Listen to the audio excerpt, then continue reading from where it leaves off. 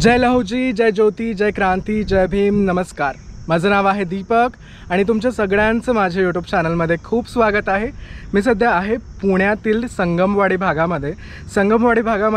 संगमवाडी ब्रिजच्या जवळ थोडं आत आल्यास इथे आहे अगदी सुंदर अशी क्रांतिगुरू लहुजी वस्ताद साळवे यांची समाधी.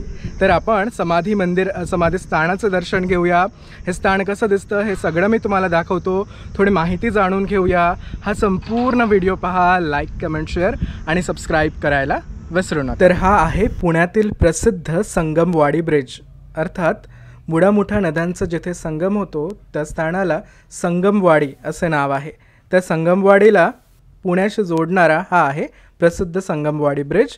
या संगमवाडी ब्रिजकडून एक रस्ता, जिथे हा ब्रिज सुरू होतो तिथनं एक रस्ता आत येतो आणि हाच रस्ता आपल्याला घेऊन जाणार आहे पुढे क्रांतिगुरू लहुजी वस्ताद साळवे यांच्या समाधीस्थानाकडे. हा इथनं जो रस्ता समोर जातो तो अगदी त्यांच्या समाधीस्थानाकडे आपल्याला घेऊन जातो. चला जाऊयात.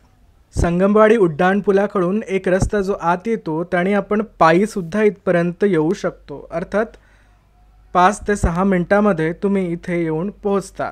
इथे अगदी समोरच तुम्हाला आद्य क्रांतिगुरू लहुजी वस्ताद साळवे यांचं समाधीस्थान दिसेल. अगदी समाधीस्थानापर्यंत हा रस्ता बनवला गेला आहे. तर आता आपण समाधीस्थानाकडे जाऊयात, वंदन करूया. थोडी माहितीसुद्धा मी तुम्हाला सांगतो. इथे थोडी कामं वेगवेगळी सुरू आहेत, ते सुद्धा तुम्हाला इथे समाधीस्थानाकडे जाताना दिसतील.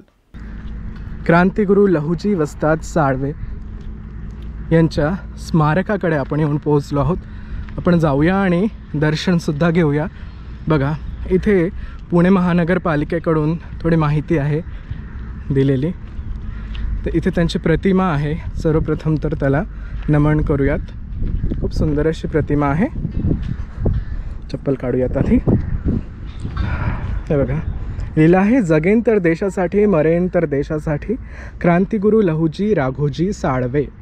जन्म आहे 14 नोव्हेंबर 1794 आणि निर्वाण किंवा मृत्यू 17 फेब्रुवारी 1881. हे बघा, सुंदर अशी प्रतिमा आहे. तत्कालीन वेशभूषा त्यांनी धारण केली आहे. प्रणाम करा त्यांना. इथे थोडी माहितीसुद्धा आहे. आज एवढं ऊन आहे ना, पाय खूप भाजत आहेत. थोडी माहिती आहे, जसं की त्यांचा जन्म ना पुरंदर किल्ल्याच्या पायथ्याशी झाला, त्याच्याबद्दलही थोडी माहिती आहे. लहुजींच्या आईचे नाव विठाबाई तर वडिलांचे नाव राघोजी असे होते. लहुजी साळवे घराणे म्हणजे छत्रपती शिवाजी महाराजांच्या स्वराज्यातील कर्तृत्ववान घराणे. लहुजींच्या आजोबा थोरले लहुजी यांच्यावर छत्रपती शिवाजी महाराजांनी पुरंदर किल्ल्याच्या संरक्षणाची जबाबदारी दिली होती. लहुजींच्या आजोबा थोरले लहुजी यांनी आदिलशाही, निजामशाही, मुघल सद्देशी झालेल्या अनेक युद्धात पराक्रम दाखविला होता. अशी बरीच माहिती इथे त्यांची दिली आहे. ती तुम्ही इथे आल्यानंतर ना अगदीच वाचू शकता. आता आपण पटकन जाऊया आणि समाधीस्थानाचे दर्शन घेऊयात.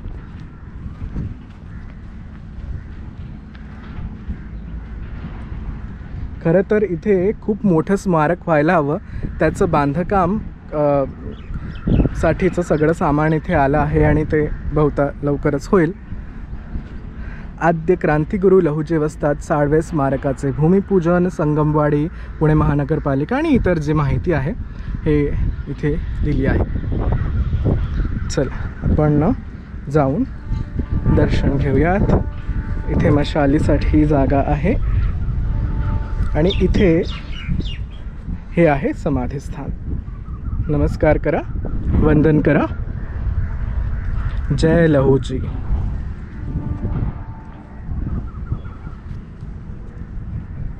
क्रांतिगुरू लहूजी वस्ताद साळवे राष्ट्रीय स्मारक समिती संस्था, आद्य क्रांतिगुरू, राष्ट्रपुरुष, शिक्षण महर्षी। खाली यांचे थोडे नावंसुद्धा आहे अनेकांचे। ही आहे पुण्यामध्ये स्थित असलेली संगमवाडी या भागात आद्य क्रांतिगुरू लहूजी वस्ताद साळवे अर्थात महात्मा फुले यांचे गुरु लहूजी वस्ताद साळवे यांचं समाधी स्थान। नमस्कार करा। बराच मोठा परिसर आहे इथे। मला वाटतं अनेक लोकांना या स्थानाबद्दल माहीतच नाही। मी आता आलो ना तर ऑटोवाला दादांनाही इथल्या जागेबद्दल माहिती नव्हती, मला त्यांनाच गाईड करत यावं लागलं होतं। बघा खूप सुंदर